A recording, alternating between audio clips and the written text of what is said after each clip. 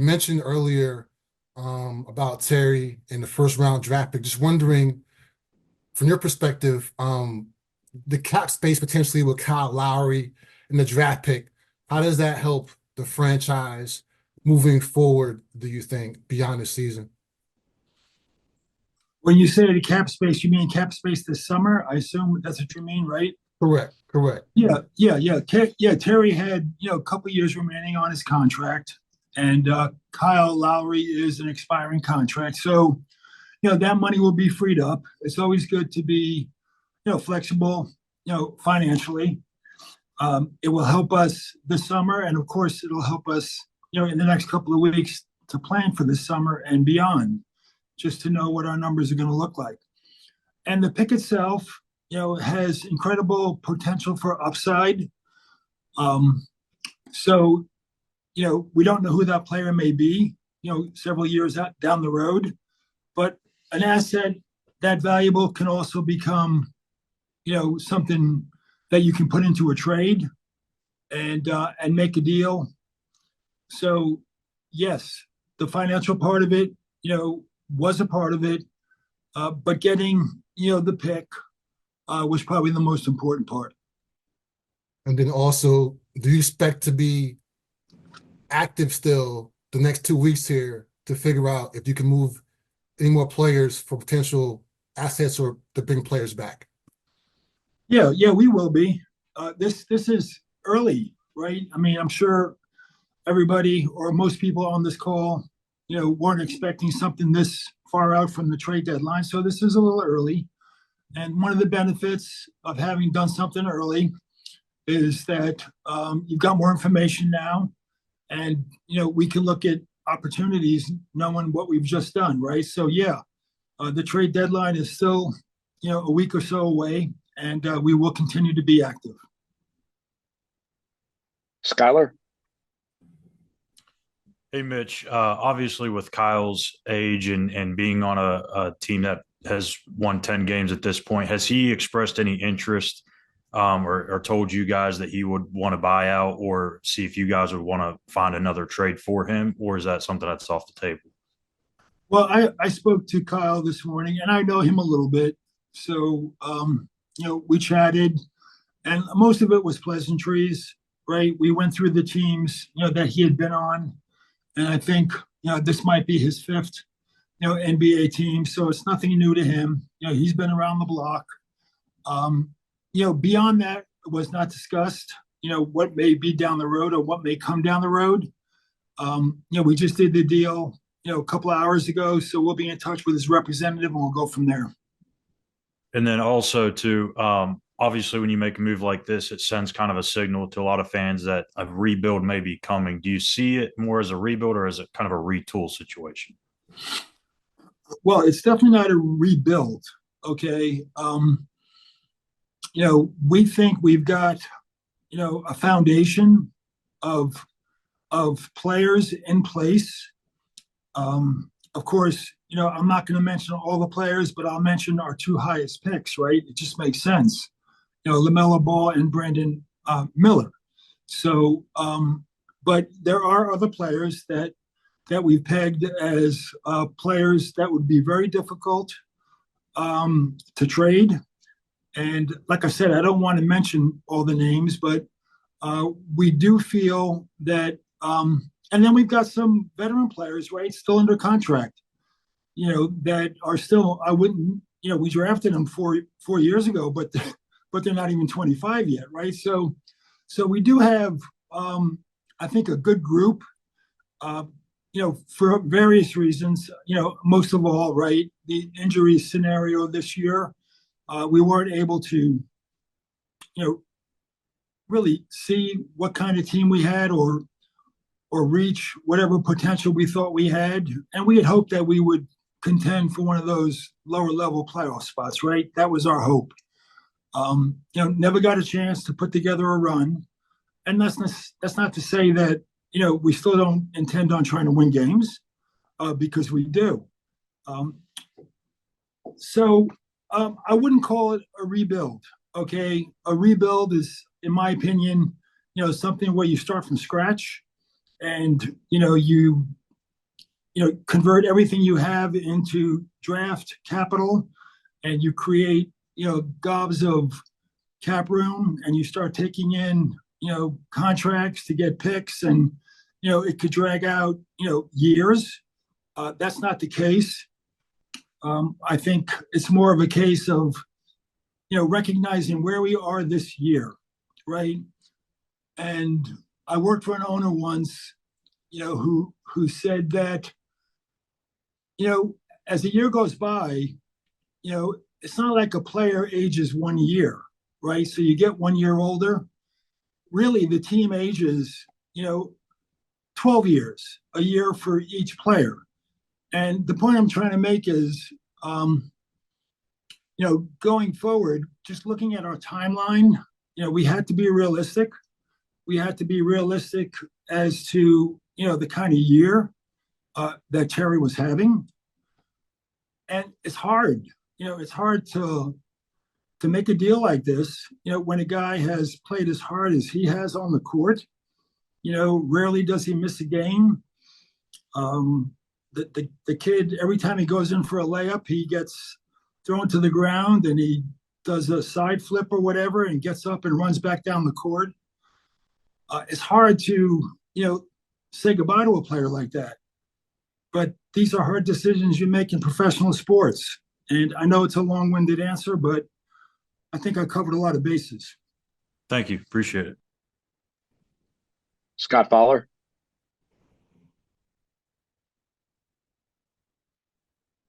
Hi, Mitch. Thanks for doing this. I wonder two things, and they're both short, so I'll ask them together. But one is, did Terry push for this at all? We know he has a home in Miami, and perhaps this is going to be a really good situation for him. And secondly, how involved were your current owners in signing off on this / pushing for this? Yeah, Terry never came to me and said he wanted to be traded.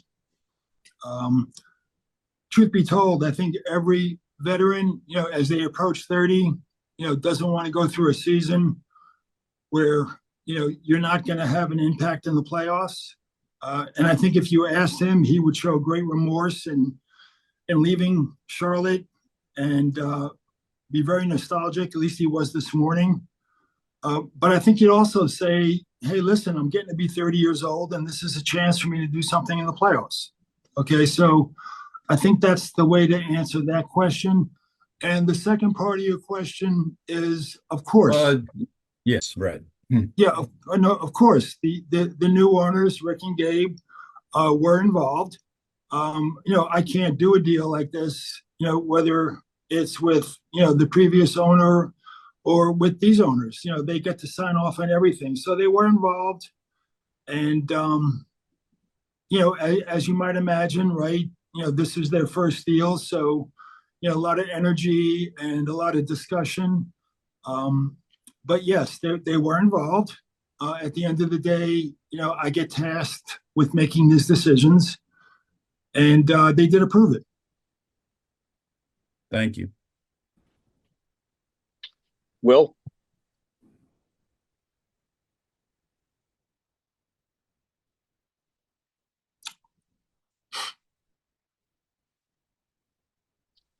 Hey, Mitch, how are you?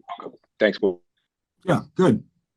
In terms of this move, I know that you'd covered kind of the reasons behind it, but you had always talked about the asset management being something that you guys wanted to be at least forefront on. And you'd also talked about the fact that you had probably been beyond building in the draft. I just wanted to know, is that still your thinking? And do you feel like these assets could be combined for a bigger move, say in the offseason or somewhere down the road?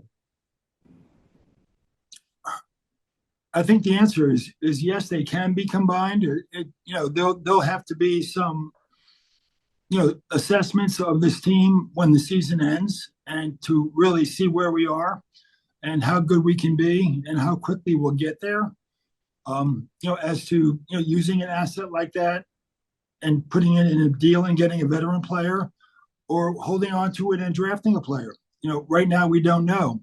And of course, the financial flexibility, that can apply to several, different, ways to improve a team, right? Make a trade. It's always helpful, take back assets, get picks, or in free agency. But it's too early to say right now. But I think we are, once again, we're further down the road than we would be if we were rebuilding. I think we've got a nice group. And once again, I don't want to mention all the players. And maybe I was remiss in even mentioning the two that I did, but I felt that they were both our highest draft choices, right? But I think we have a good group of young players that have experience. I think some players that have shown, even though they're very young, that their future is bright. And then I also feel we have veterans, that are on contract that are also valuable. So, we're further down the road than a rebuild, but this is clearly, a point where, we had to make a decision on where we stood just prior to the trade deadline and be realistic. And a quick follow-up, in terms of Kyle, I know you kind of answered a little bit to him before, but I know you don't want to necessarily give up your total leverage with the deadline being on the 8th, but do you guys kind of have a mutual understanding in terms of his immediate future and I guess his longer-term future beyond the rest of the season? I'm not sure I understand. Immediate future? Do you feel like he's on this team February 9th, I guess is my more direct question. Oh, I don't know. Yeah, no, I don't know. Certainly, like I said, everybody, Kyle's, quote unquote, doesn't fit the timeline of what we're trying to accomplish. Now, if he's on the team, he brings, veteran leadership, and he'd be good for the locker room. So that's not to say that just because he doesn't fit the timeline, he won't be on this team. There are things he does bring to the table. But, realistically, right, it's a big expiring contract, and we have another week to 10 days, whatever, to go through the trade deadline. We have to look at the opportunities, and there is going to be a possibility that maybe there's something comes up that we have to look at. So I can't discount that. Thank you. Richie, go ahead. Hey, Mitch, when you look at some of the reasons why you made this trade, you talk about the contract, the pick being in. But how much weight and consideration was given to his on-court pairing with LaMelo? And even though they've been productive, it necessarily hasn't resulted in wins. Yeah, I wouldn't say there's been a lot of discussion. They seem to me to have played pretty well together, right? They both had great success, and from a productivity point of view, they've both put up, career numbers every year. So that wasn't really a big part of this.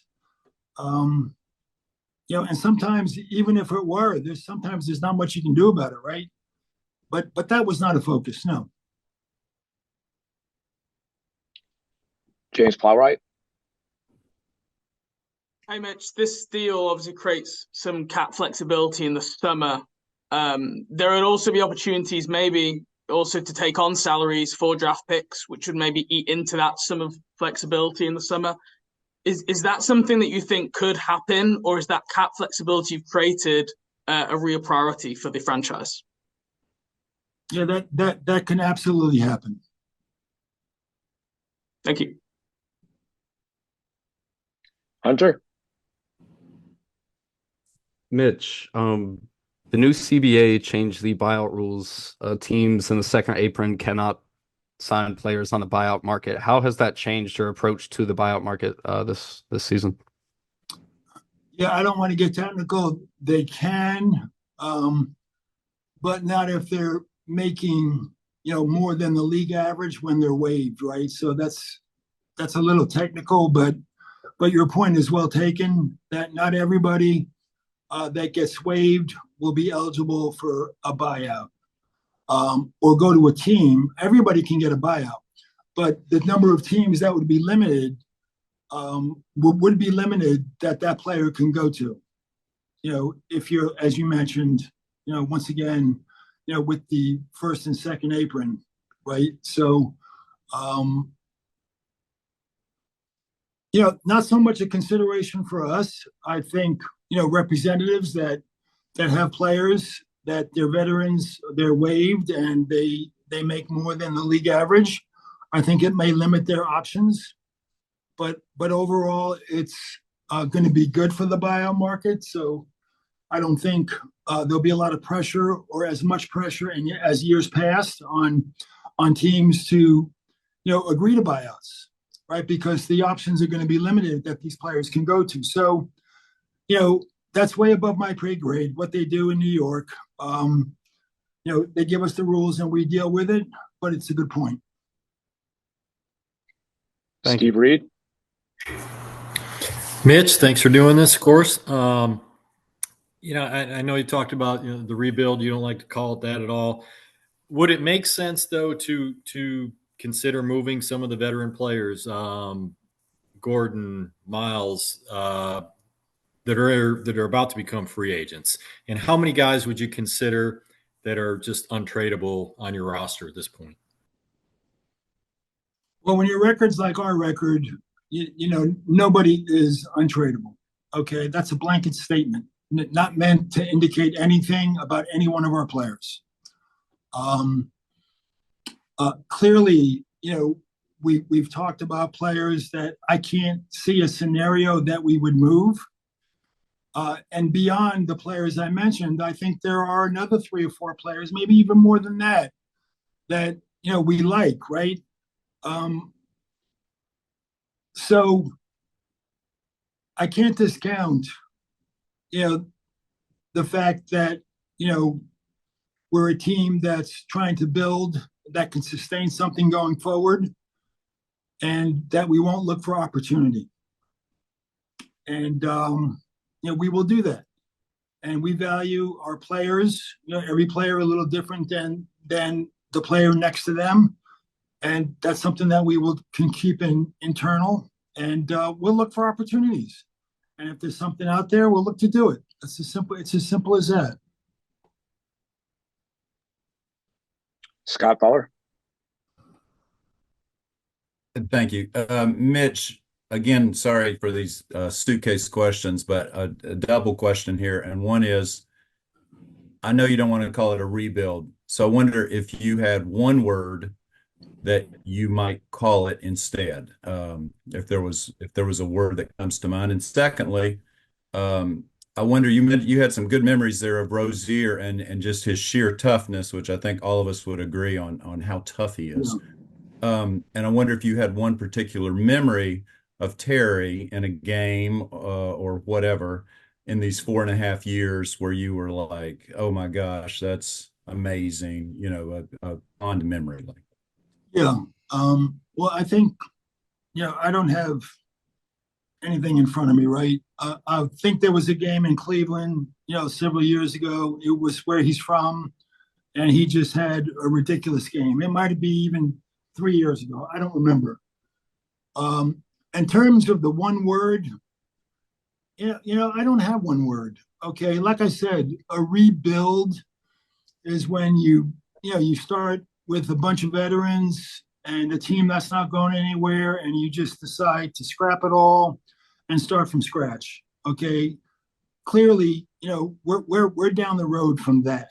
So I don't know what the word would be, but I would not use the word rebuild. And I think you would agree we're further on down the road than that. What the word is, I don't know. Thanks, Mitch. We'll wrap it up with Skylar here. Yeah, Mitch, to go back on Kyle for a second. So could we expect Kyle to play in a game sometime this week, or is that going to be kind of just something you guys wait to see when you guys talk again? He's got to report. He's got to pass the physical. It's going to take a couple of days. I